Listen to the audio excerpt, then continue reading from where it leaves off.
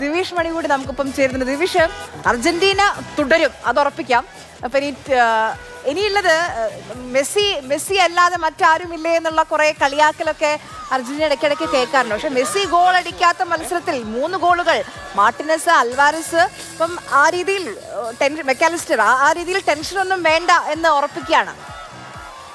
ആര്യ, അതാണിപ്പോൾ കുട്ടി പറഞ്ഞ പോലെ മെസ്സി ഗോൾ അടിക്കാത്തതിൽ വിഷമം ആളുകൾക്കുണ്ടാവും. പക്ഷേ മെസ്സി ഗോൾ അടിക്കാതെ തന്നെ ഗോൾ അടിപ്പിച്ച് ജയിപ്പിക്കാനുള്ള താരങ്ങൾ ഇതിലുണ്ട്. നമ്മൾ ഈ മത്സരം തുടക്കം മുതൽ പറയുന്നതാണ്, മെസ്സിക്ക് വേണ്ടി അല്ലെങ്കിൽ ആ ഒരു ടീമിൻ്റെ ഒരു ഒത്തിണക്കം അത് ഏറ്റവും എടുത്തു പറയേണ്ടതാണ്. ഒരു നായകൻ ആ നായകന് വേണ്ടി അല്ലെങ്കിൽ നായകനൊപ്പം ചേർന്ന് ഇത്രയും ഒത്തിണക്കത്തോടെ കളിക്കാൻ കഴിയുക എന്ന് തന്നെയാണ് ഏറ്റവും പ്രധാനം. അത് ആ ഒരു ടീം സ്പിരിറ്റാണല്ലോ. അതുകൊണ്ടാണ് പല ഘട്ടത്തിൽ പതറിപ്പോവുകയും അല്ലെങ്കിൽ പിന്നിലാവുകയും ഒക്കെ ചെയ്യുമ്പോഴും അതിനെ മറികടന്ന് തിരിച്ചു വരാനുള്ള ഒരു ശേഷി ഒരു ടീമിനുണ്ടാകുന്നത് ആ ടീമിലെ കളിക്കാരുടെ ഒക്കെ അവരുടെ ഒരു കെമിസ്ട്രി അത്രത്തോളം മികച്ചതായതുകൊണ്ടാണ്. അതാണ് ഇവിടെ സാധ്യമായത്. ഇപ്പോൾ മെസ്സി ഗോൾ അടിക്കേണ്ട ആവശ്യമില്ല.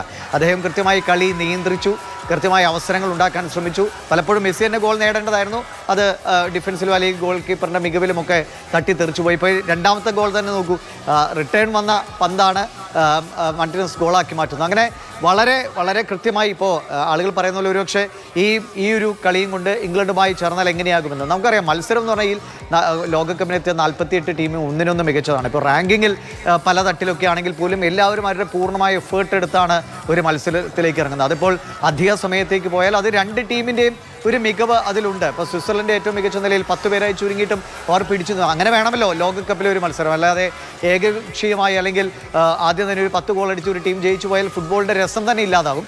അതിന് പകരം അത് ഇഞ്ചോടിഞ്ച് അടി, തിരിച്ചടി അല്ലെങ്കിൽ സസ്പെൻസ് നിലനിർത്തിക്കൊണ്ട് ഏത് നിമിഷവും എങ്ങോട്ടേക്ക് വേണമെങ്കിൽ മത്സരം തിരിയാം. അതാണല്ലോ ലോകകപ്പിനെ കൂടുതൽ ആസ്വാദികരമാക്കി മാറ്റുന്നത്. ആ ഒരു ആസ്വാദന നിമിഷങ്ങൾ ഈ മത്സരവും ആദ്യത്തെ കുറച്ച് സമയങ്ങളിലൊക്കെ വിരസത മാറ്റി നിർത്തിക്കഴിഞ്ഞാൽ ഒരു ആസ്വാദന നിമിഷം ഈ മത്സരവും തന്നു എന്നത് എടുത്തു പറയേണ്ട കാര്യമാണ്. പിന്നെ ഇപ്പോൾ അർജന്റീനയുടെ എല്ലാ കളിയും പിന്നിൽ നിന്നും തിരിച്ചു കയറിയും ഒക്കെ തന്നെയാണ് ജയിച്ചു പോയത്. അതുകൊണ്ട് ഏത് നിലയ്ക്ക് ഇംഗ്ലണ്ട് അതിശക്തമായ ടീമാണ്. അർജന്റീനയും ഇതുവരെ എത്തിയത് മികച്ച നിലയിലാണ്. ആകെ ഒരു ഗോളാണ് അവർ കഴിഞ്ഞ മത്സരത്തിൽ വഴങ്ങിയത് ഒഴിച്ച് വേറെ ഗോൾ വഴങ്ങിയിട്ടില്ല. അപ്പോൾ ഏത് രീതിയിലും സെമിയിൽ അങ്ങോട്ടും ഇങ്ങോട്ടും സാധ്യതകൾ മാറി മറിയാമെന്നതിൽ തർക്കമൊന്നുമില്ല. അതും ഏറ്റവും കടുത്ത പോരാട്ടമാകട്ടെ എന്ന് തന്നെ നമ്മൾ പ്രതീക്ഷിക്കുന്നു. ആളുകൾക്ക് ആസ്വദിക്കാൻ പറ്റുന്ന ഫുട്ബോൾ നിമിഷം. ഇനി ഇതിൻ്റെ ഒരു രസകരമായ കാര്യം എന്ന് പറഞ്ഞാൽ അർജന്റീനയുടെ 6ാമത്തെ സെമിയാണത്. അർജന്റീന 7 തവണ ഫൈനൽ കളിച്ചിട്ടുള്ളത്.